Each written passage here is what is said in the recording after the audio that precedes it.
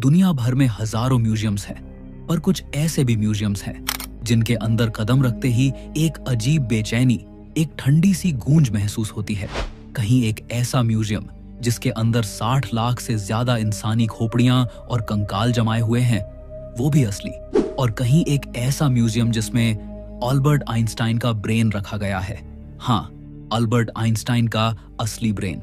और एक ऐसा म्यूजियम जिसमें ऐसे टूल्स हैं जो हजारों साल पहले मुजरिमों को सजा देने या टॉर्चर करने के लिए इस्तेमाल किए जाते थे। तो चलो आज हम चलते हैं दुनिया के उन 10 सबसे रहस्यमय म्यूजियम्स के अंदर, जहां हर ऑब्जेक्ट के पीछे एक मिस्ट्री छुपी है।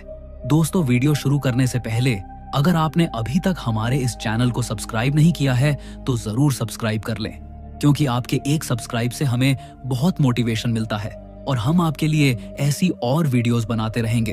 तो चलिए वीडियो शुरू करते हैं। Number 1, the torture museum of Amsterdam.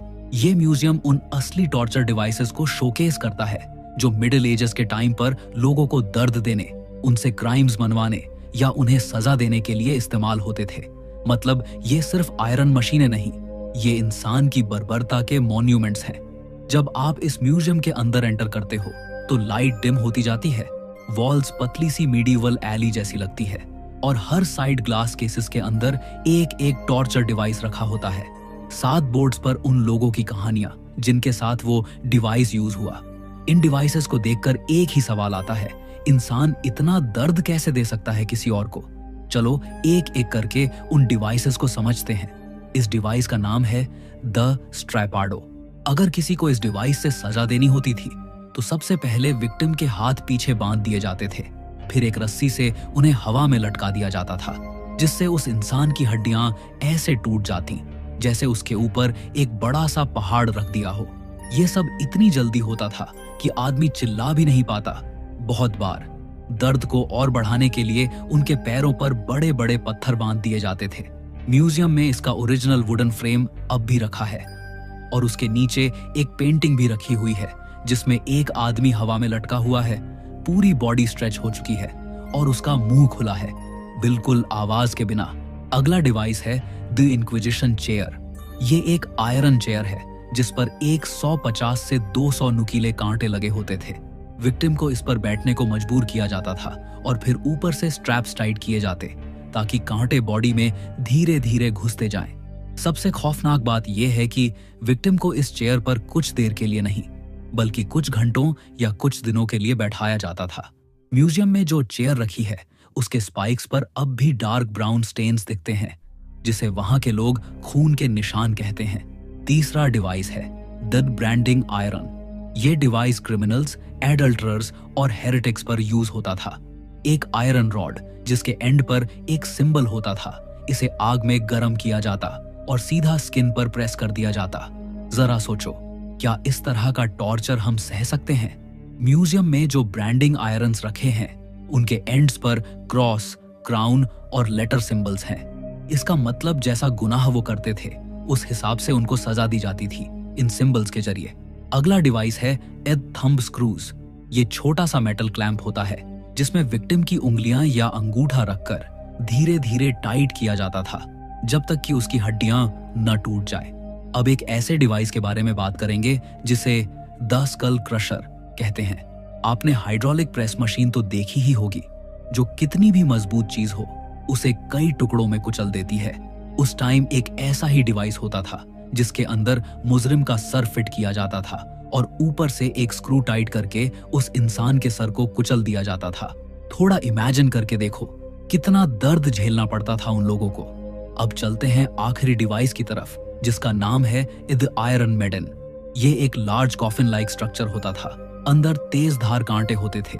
Victim को इसके अंदर बंद किया जाता था और कांटे उस इंसान के शरीर में धंस जाते थे, मगर इससे मौत भी नहीं आती थी, बल्कि इतना दर्द होता था कि इंसान मौत के लिए तरस जाए। इस म्यूजियम से निकलते वक्त लोग हंसते हुए नहीं बल्कि चुप रहते हुए बाहर आते हैं, क्योंकि हर ग्लास केस एक ही बात कहता है, इंसान सबसे ज्यादा खतरा इंसान के लिए ही है। Number 2, the Mutter museum, US. एक ऐसा म्यूजियम जहां दरवाजा खोलते ही तुम्हें एक अजीब सा साइलेंस मिलता है। ऐसा साइलेंस जो हॉस्पिटल का नहीं बल्कि हिस्ट्री के अंदर छिपी उन बॉडीज का होता है जिन्होंने अपनी जिंदगी डिजीज, डिफॉर्मिटी और पेन के साथ बिताई। ये है the Mutter museum, Philadelphia, USA.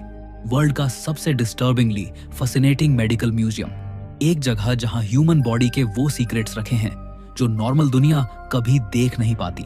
इस म्यूजियम में एक बॉडी ऑर्गन है जिसका नाम है द मेगा कोलन, एक बड़ी सी इंसानी आंत जिसका साइज लगभग 8 फुट लंबा और वजन 40 किलो का है।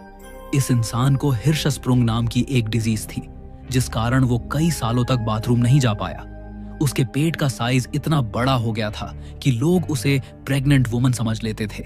और ये कोलन अब म्यूजियम में एक जाइंट ग्लास केस में रखा हुआ है। देखते ही व्यूअर का ब्रेन फ्रीज हो जाता है। तो अब हम देखने जा रहे हैं अल्बर्ट आइंस्टाइन का ब्रेन। हाँ, सच में उनके मरने के बाद उनके ब्रेन को इस म्यूजियम में रखा गया। अल्बर्ट आइंस्टाइन के ब्रेन के माइक्रोस्कोपिक स्लाइड्स यहाँ प्रिजर्व किए गए हैं। साइंटिस्ट्स ने उनके ब्रेन का हर पार्ट स्टडी किया। क्या आइंस्टाइन का ब्रेन नॉर्मल इंसान से डिफरेंट था? और ये स्लाइड्स विजिटर्स को एक ही चीज का रिमाइंडर देती हैं, जीनियस भी एक बायोलॉजिकल मशीन ही है। और इस म्यूजियम में एक औरत की बॉडी है जिसे डेड सॉप लेडी कहा जाता है, एक वुमन जिनकी डेड बॉडी नेचुरल प्रोसेस से एडिपोजियर में कन्वर्ट हो गई, मतलब एक वैक्सी सोप लाइक सब्सटेंस। आज वो बॉडी बिल्कुल मम्मी की तरह प्रिजर्व्ड है। फेस, हेयर, स्किन सब ऑलमोस्ट टाइम के अंदर फ्रीज हो चुका है। म्यूजियम के एक हिस्से में डजन्स ऑफ इन्फेंट स्केलेटन रखे हैं, conjoint twins, hydrocephalus babies, rare bone deformities. ये सब उन दिनों के रिमेन्स हैं जब मेडिकल साइंस डेवलप नहीं हुई थी। डॉक्टर्स डिजीज को समझने के लिए रियल बॉडीज प्रिजर्व किया करते थे। और म्यूजियम के दूसरी तरफ एक ऐसा रूम है जिसमें हर शेल्फ पर कई खोपड़ियों को रखा गया है। एक पूरा रूम जिसमें टोटल 140 खोपड़ियों को लाइन से रखा गया है। हर खोपड़ी के साथ लिखा हुआ है उस इंसान का नाम, उसके मरने की वजह और उसका बैकग्राउंड। जब तुम इस म्यूजियम से बाहर निकलते हो तो दिमाग में एक ही थॉट आता है, human body is beautiful but terrifying. Number 3, the paradox museum of Mumbai.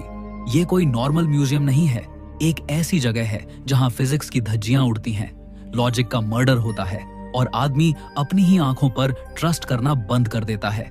यहाँ एक रूम है जिसे द एंटी ग्रेविटी रूम कहते हैं। ये सबसे फेमस रूम है।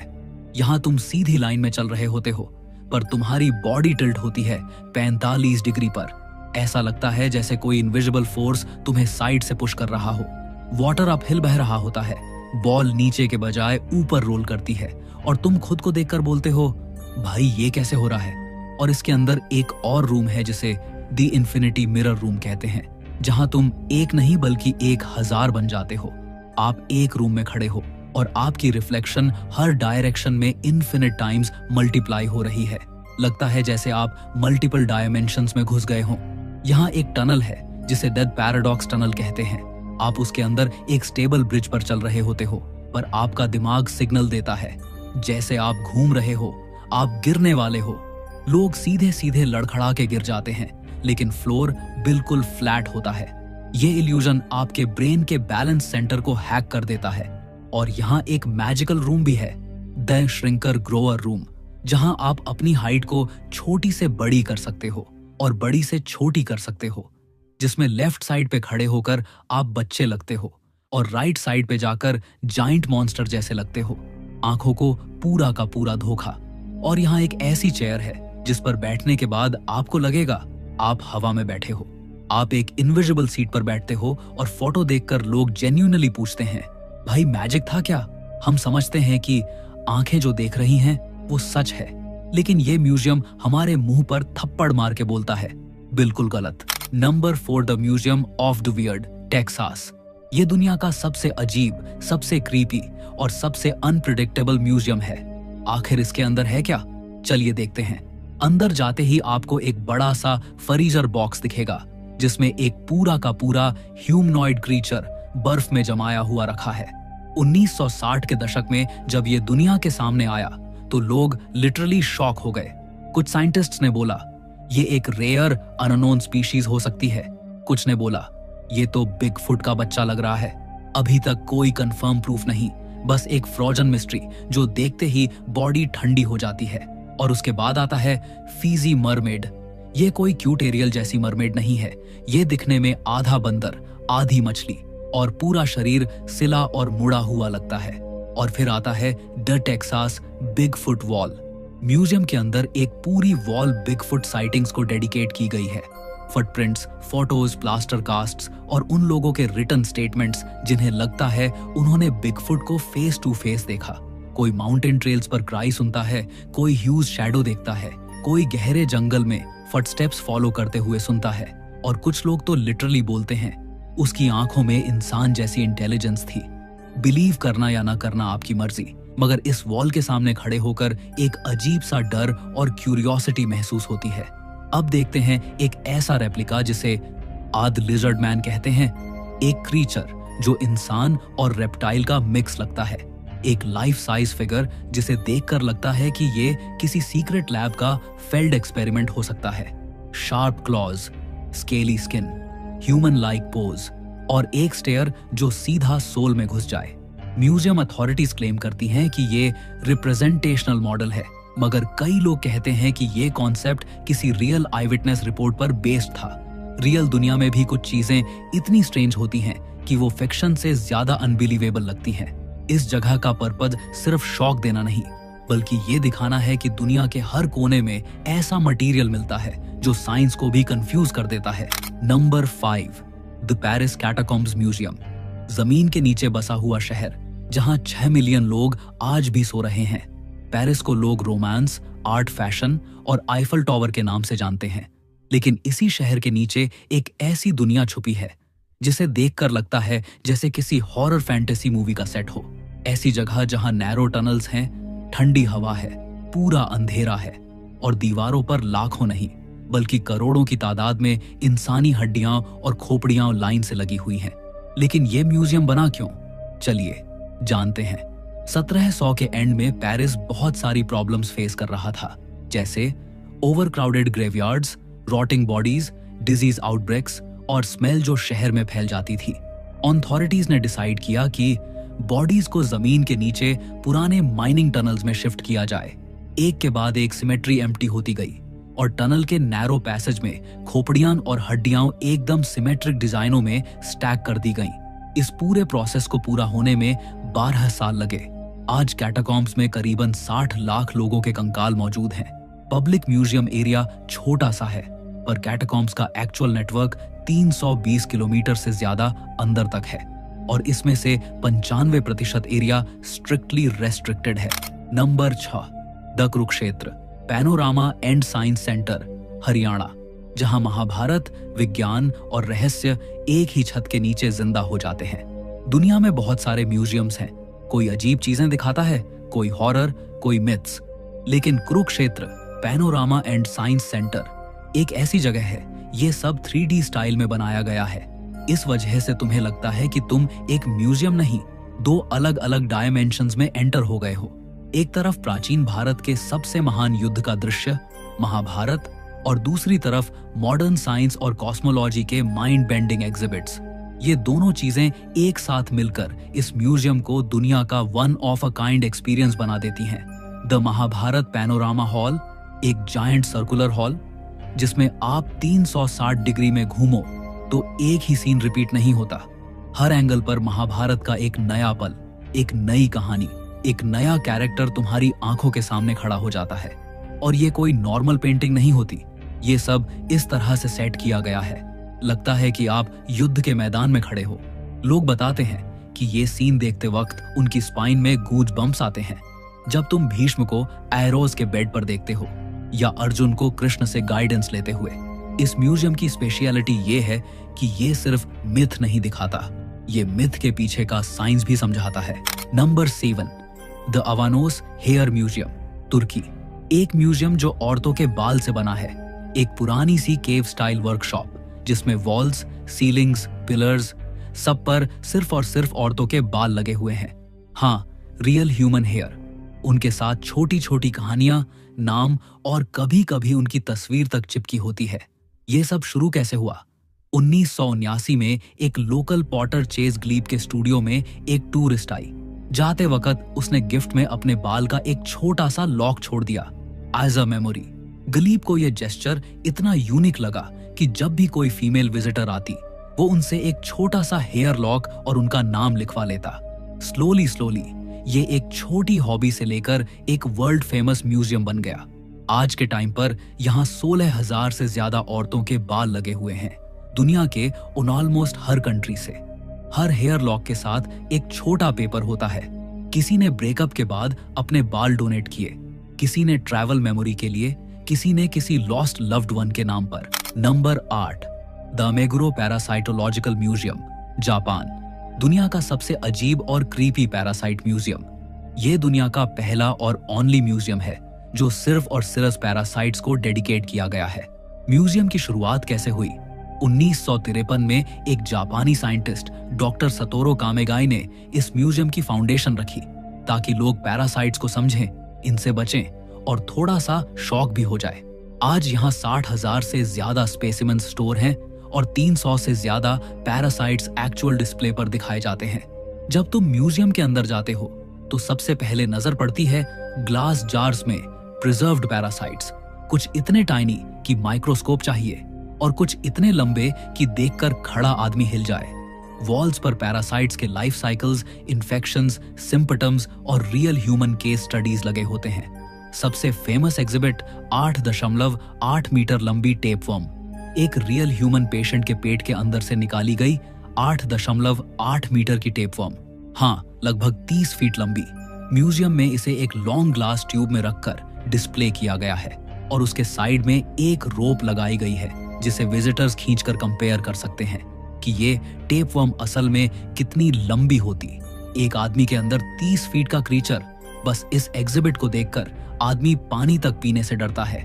यहाँ पर बोर्ड पर फोटोग्राफ्स और एक्स-रेज लगे होते हैं जिसमें दिखाया गया है कि पैरासाइट्स क्या क्या कर सकते हैं, जैसे कि ब्रेन ईटिंग अमीबास, आई पैरासाइट्स जिससे आई साइट चली जाती है, रॉ फिश खाने से बॉडी में डेवलप होने वाले वर्म्स और कुछ इतने बिजार केसेस कि देखकर धड़कन बढ़ जाए। हर केस के नीचे प्रॉपर डिटेल लिखी होती है, कैसे अंदर घुसा, कैसे ग्रो किया और कैसे निकाला गया। Number 9, the dog collar museum, UK. दुनिया में म्यूजियम्स तो बहुत हैं, कोई आर्ट का, कोई साइंस का, कोई टॉर्चर का, पर एक म्यूजियम ऐसा भी है जो डेडिकेट है सिर्फ डॉग्स के कॉलर्स को। हाँ, डॉग कॉलर्स। सुनने में फनी लगता है पर जैसे ही अंदर जाओगे तुम रियलाइज करोगे कि अरे ये तो पूरे मीडिवल हिस्ट्री का टाइम कैप्सूल है। ये म्यूजियम इंग्लैंड के लीड्स कैसल के अंदर बना हुआ है और यहाँ मौजूद हैं 130 से अधिक डॉग कॉलर्स, जिनमें से कुछ इतने पुराने हैं कि 15वीं सेंचुरी यानी लगभग 500 साल पुराने। ये म्यूजियम बना क्यों? मीडिवल इंग्लैंड में डॉग सिर्फ पेट्स नहीं होते थे बल्कि प्रोटेक्टर्स होते थे, कैसल्स, फार्मलैंड्स और विलेजेस के। इसलिए इन डॉग्स के कॉलर्स किसी क्यूट एक्सेसरी जैसे नहीं बल्कि आर्मर जैसे डिजाइन किए जाते थे। ये कलेक्शन ओरिजिनली एक हिस्टोरियन कपल ने कलेक्ट किया था और बाद में लीड्स कैसल ने इसे प्रिजर्व करके पब्लिक म्यूजियम बना दिया। देखने में ये कॉलर्स लगते हैं जैसे किसी हॉरर मूवी में विलेन पहनता हो। मैसिव आयरन कॉलर्स जिन पर बड़े बड़े स्पाइक्स लगे होते थे। पर्पज, अगर कोई वुल्फ या टाइगर डॉग के गले को पकड़ने की कोशिश करे तो स्पाइक्स उसको रोक दें या चोट पहुंचाए। ये सिर्फ डॉग्स का प्रोटेक्शन गियर नहीं बल्कि पूरा बैटल ग्राउंड इक्विपमेंट था। सबसे यूनिक कॉलर है द आयरन प्रिजन कॉलर। ये एक पुराना जर्मन कॉलर है जिसमें एक मेटल लॉकिंग मैकेनिज्म होता था। इस कॉलर का इस्तेमाल मिसबिहेविंग डॉग्स को कंट्रोल में रखने के लिए किया जाता था। जितना देखते जाओगे उतना रियलाइज करोगे कि डॉग कॉलर्स सिर्फ एक्सेसरीज नहीं थे बल्कि सिविलाइजेशन के इवोल्यूशन का साइलेंट पार्ट थे। आज हम डॉग्स को फैमिली समझते हैं पर मीडिवल में डॉग्स वॉरियर्स थे और ये म्यूजियम उनकी कहानियां जिंदा रखता है। Number 10, Assam state museum, India.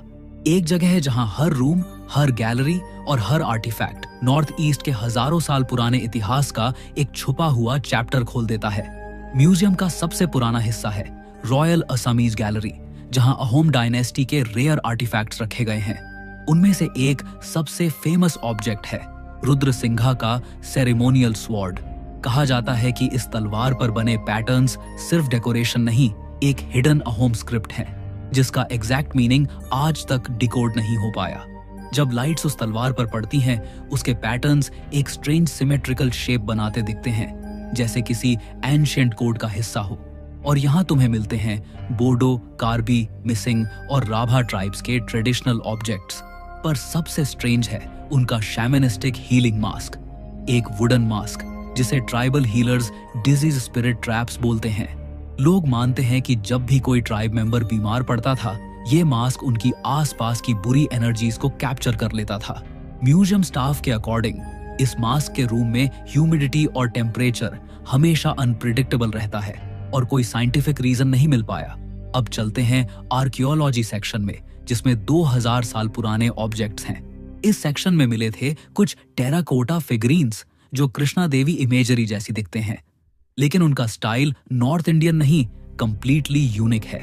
Archaeologists confused हैं। ये फिगरीन्स असम के लोकल आर्टिस्ट्स ने बनाए या कोई एंशिएंट लॉस्ट ट्राइब का इन्फ्लुएंस था। कुछ एक्सपर्ट्स के हिसाब से ये फिगरीन्स 2000 साल पुराने मायोंग रीजन के मैजिक कल्चर से इंस्पायर्ड हो सकते हैं। और अब देखते हैं द रेयर मैन्यूस्क्रिप्ट्स, जिन्हें द सीक्रेट लाइब्रेरी भी कहते हैं। म्यूजियम का सबसे रेस्ट्रिक्टेड हॉल है सांचीपुथी मैन्यूस्क्रिप्ट्स रूम, जहां सेंचुरीज ओल्ड हैंडरिटन बुक्स रखी गई हैं। पेपर हैंडमेड है, इंक नेचुरल हर्ब्स से बनी है और राइटिंग एक रेयर असमीज स्क्रिप्ट में लिखी गई है, जो आज के जमाने में बिल्कुल एक्सटिंक्ट हो चुकी है। कुछ मैन्यूस्क्रिप्ट्स में स्ट्रेंज डायग्राम्स बने हुए हैं, जैसे star shaped symbols, spiral patterns और human animal hybrid drawings. Researchers आज तक ये डिसाइड नहीं कर पाए कि ये एस्ट्रोनॉमी है या ऑनकल्ट नॉलेज। असम स्टेट म्यूजियम सिर्फ एक म्यूजियम नहीं, ये एक गेटवे है उन सिविलाइजेशंस का जो इंडियन सबकॉन्टिनेंट के एक्सट्रीम ईस्ट में थाउजेंड्स ऑफ ईयर्स पहले फ्लोरिश करती थी। यहाँ का हर आर्टिफैक्ट एक क्लू है, एक हिंट है, एक राज है, जो हमें बताता है कि इंडिया की हिस्ट्री जितनी हम सोचते हैं उससे कहीं ज्यादा मिस्टीरियस है। और शायद असम के इस म्यूजियम में वो आंसर छुपे हैं जो हमने कभी सर्च ही नहीं किए।